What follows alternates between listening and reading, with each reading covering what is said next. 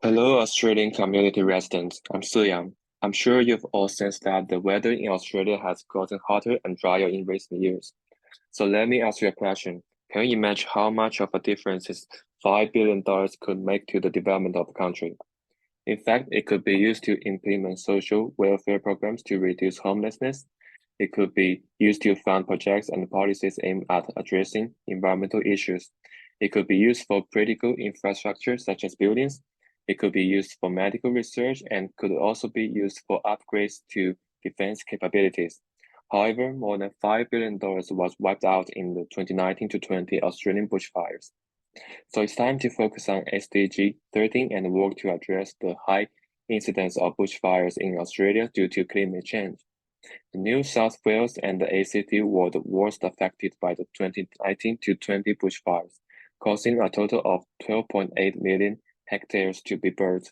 Furthermore, reptiles were the worst affected species in this bushfire, with a population of 2.46 billion, creating a devastating disaster for biodiversity. So are bushfires mainly caused by human factors or climate change? Someone says that the main factor causing bushfires in Australia 2019 to 20 is humans, because as you can see from the two charts on the left, the percentage of bushfires started for both suspicious and intentional reasons is at least 50%. But does this mean that the main factor causing bushfires is humans and not climate change? I don't think so.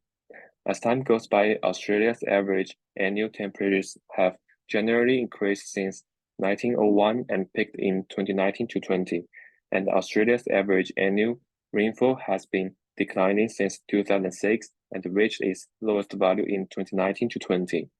The rising temperatures and declining rainfall over the past decade have made Australia the driest continent on Earth, creating an ideal environment for frequent bushfires. Climate change has made Australia's forests more flammable, lengthening the duration and intensity of fires, which is the main factor in the frequency of bushfires in Australia, with human factor being a secondary factor. As you can see, climate change has become a major factor in the ecology of Australia's forests and is causing significant damage.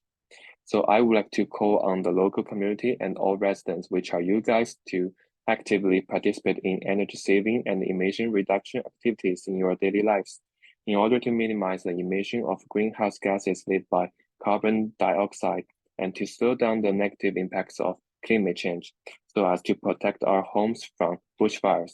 Here we go.